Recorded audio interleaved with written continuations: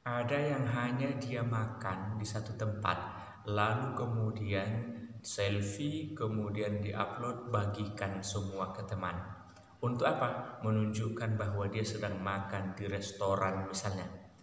Ada orang yang misalnya dia baru selesai ceramah, lalu kemudian diupload, kemudian yang berikutnya di-share, kemudian yang berikutnya akan dilihat oleh semua orang. Apa niat dia? Bukan niat dakwah. Kalau niat dakwah dia itu bagus, tapi niat dia untuk tahu bahwa dia adalah penceramah. Belum.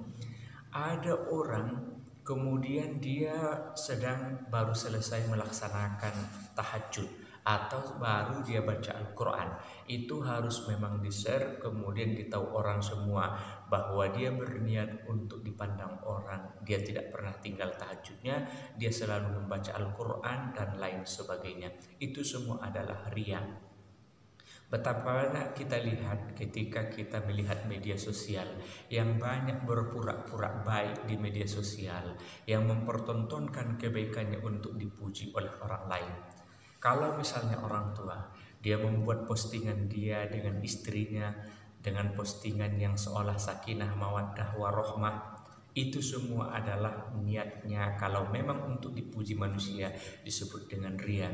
Ada orang yang membuat foto anaknya yang sangat imut menurut dia, lalu kemudian untuk dipuji manusia. Di dalam tasawuf itu semua adalah sudah menyalah, yang disebut dengan riya. Dan inilah penyakit yang pada saat ini paling banyak datang kepada kita. Bismillahirrahmanirrahim. Assalamualaikum warahmatullahi wabarakatuh. Alhamdulillahi wassalatu wassalamu ala rasulillahi wa man tabi'ahu ila yaumil qiyamah. Subhanaka la ilma lana illa ma 'allamtana innaka antal alimul hakim.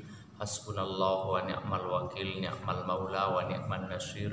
Wala haula wala quwata illa billahil aliyil azim. Pada kesempatan yang baik ini kita akan lanjutkan perkuliahan kita, dan akan saya antarkan perkuliahan kita mata kuliah akhlak tasawuf, yang pada kesempatan ini kita akan memasuki pengertian dari tasawuf sendiri. Jadi adik-adik saya, ketika berbicara masalah tasawuf, ini adalah pembicaraan hal yang sangat penting dalam masalah mensucikan diri atau mensucikan jiwa manusia. Sehingga kalau kita baca definisi ataupun pengertian dari tasawuf itu sudah sangat banyak dikemukakan oleh para ulama kita. Namun kalau setelah kita simpulkan pengertian dari tasawuf itu bisa kita simpulkan ilmu untuk mengetahui bagaimana mensucikan jiwa, membaguskan akhlak, membangun zahir dan batinnya manusia, serta untuk memperoleh kebahagiaan yang abadi. Itu yang disebut dengan pengertian tasawuf. Untuk itu, kalau berbicara masalah tasawuf ini, setelah kita pahami tadi masalah pengertiannya, adanya kebutuhan kita di dalam jiwa untuk disucikan. Yang mau disucikan di dalam jiwa kita itu dalam tasawuf adalah yang paling utama hubbud dunia, kecintaan yang berlebihan terhadap dunia. Ini penyakit yang paling besar yang harus memang disanggupi oleh seseorang memasukkan tasawuf, karena dengan tasawuflah hubbud dunia itu bisa kita normalkan di dalam diri atau jiwa kita. Ketika seseorang sudah masuk kepada hubbud dunia, maka pada saat itu dia sudah tidak ingat lagi bahwa tujuan akhir dia mau kemana. Tugas mulia dia hidup di dunia juga dia sudah tidak ingat lagi. Kenapa? Karena dia sudah hubbud dunia. Kemudian yang berikutnya, yang akan disucikan dari jiwa kita dari pengertian tasawuf ini adalah penyakit-penyakit yang lain selain dari hubbud dunia.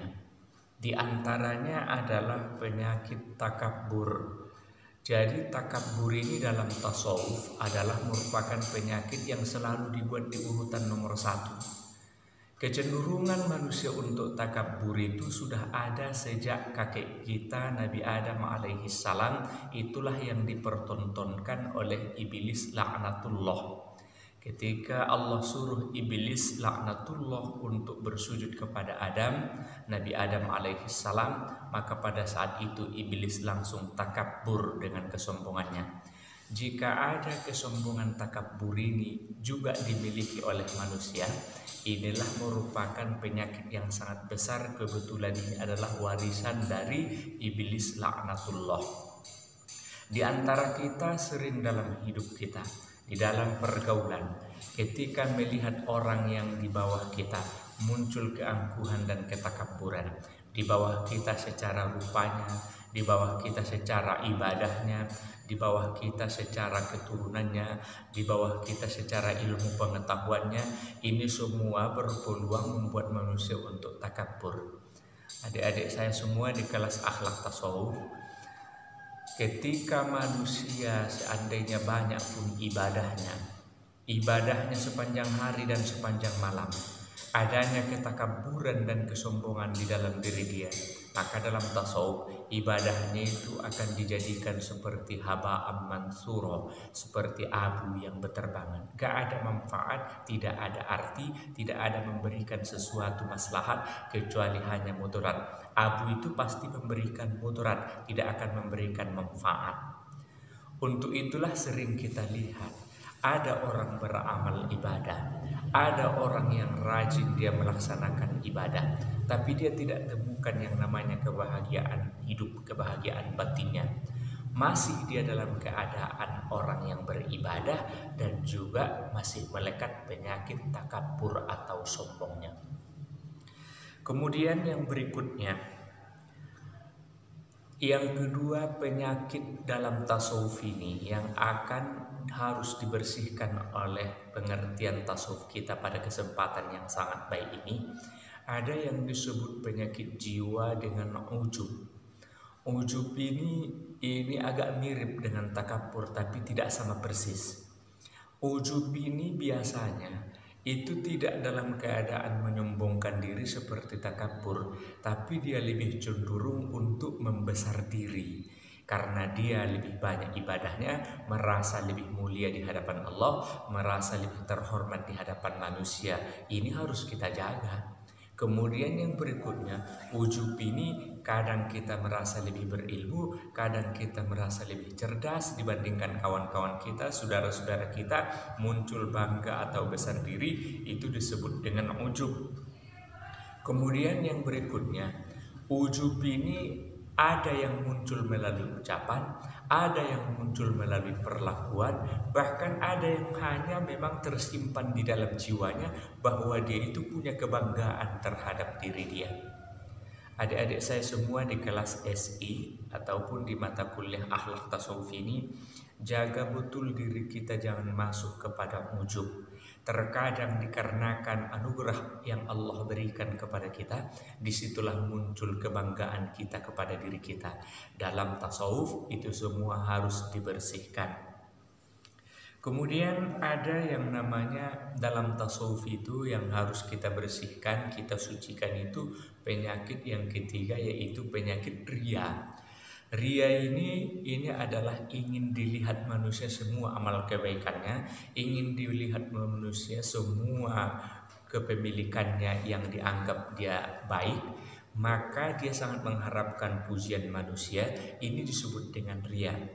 Saya ingin ke contoh yang memang contohnya tadi kehidupan kita pada saat ini, mulai dari yang muda sampai yang tua.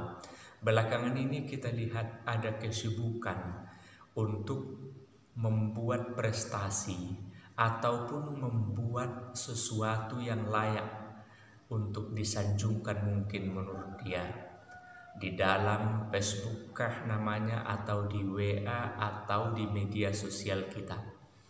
Ada yang hanya dia makan di satu tempat, lalu kemudian selfie, kemudian diupload, bagikan semua ke teman.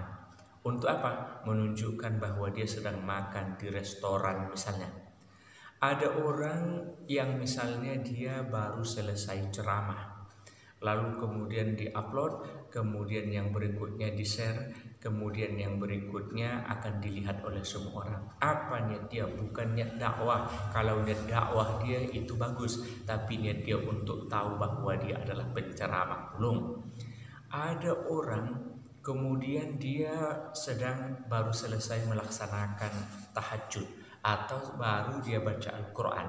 Itu harus memang di-share, kemudian ditahu orang semua bahwa dia berniat untuk dipandang orang. Dia tidak pernah tinggal tahajudnya, dia selalu membaca Al-Quran dan lain sebagainya. Itu semua adalah riya.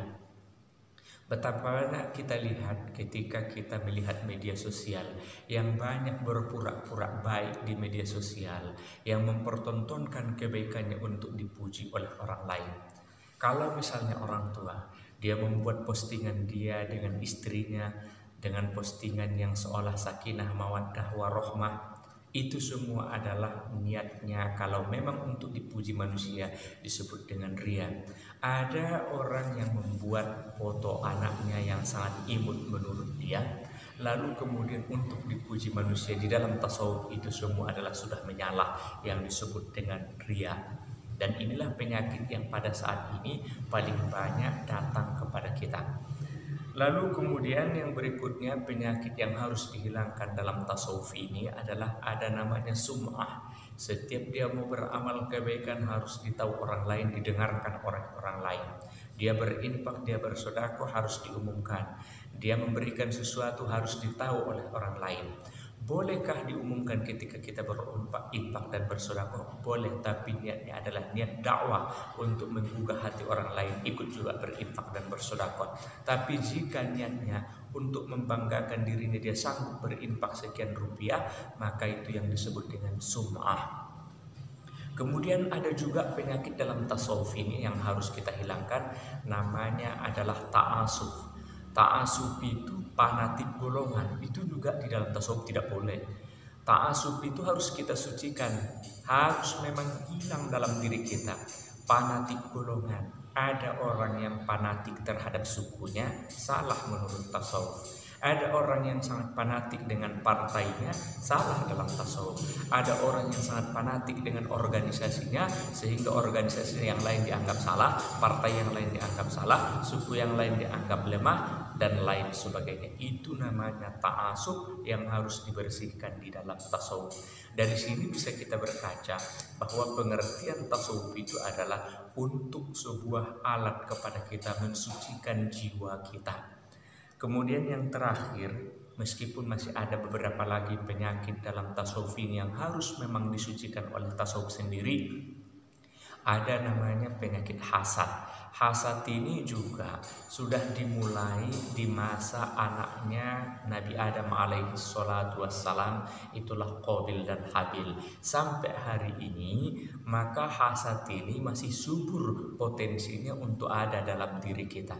Adik-adik saya ajak semua untuk menghilangkan penyakit hasad ini, karena hasad ini tidak akan memberikan kebaikan kepada kita. Jika ada orang lain yang berprestasi, belajarlah kepada dia bagaimana sampai seperti itu, bagaimana dia bisa berprestasi. Jika ada orang lain yang punya harta rezekinya melimpah, jangan kita hasad atau dengki, kita caci maki, kita iri, tetapi belajarlah kepada dia untuk bagaimana cara hidup kita bisa seperti dia. Kalau ada orang lain yang sudah misalnya sukses di dalam pendidikan, jangan hasad, jangan cela, jangan caci, jangan iri, tapi belajarlah kepada dia bagaimana dia bisa misalnya meraih kesuksesan itu dalam intelektual ataupun dalam akademiknya. Saya kira adik-adik saya, untuk pengertian dari akhlak tasawuf, setelah kita rampungkan dari beberapa definisi yang ditawarkan oleh para ulama kita, maka itulah yang disebut dengan pengertian tasawuf, kemampuan kita untuk mensucikan jiwa, membaguskan akhlak, membangun zahir dan batin kita, kemudian serta memperoleh kebahagiaan yang abadi. Dan selanjutnya tadi kita sanggup melalui tasawuf ini untuk mensucikan sekaligus menghilangkan penyakit-penyakit yang kita sebutkan tadi. Ada namanya takabur, ada ujub, ada yang disebut riya, ada yang disebut dengan sum'ah, ada yang disebut dengan ta'asub, ada yang disebut dengan hasad dan lain sebagainya. Wallahu a'lam bishawab. Wassalamualaikum warahmatullahi wabarakatuh.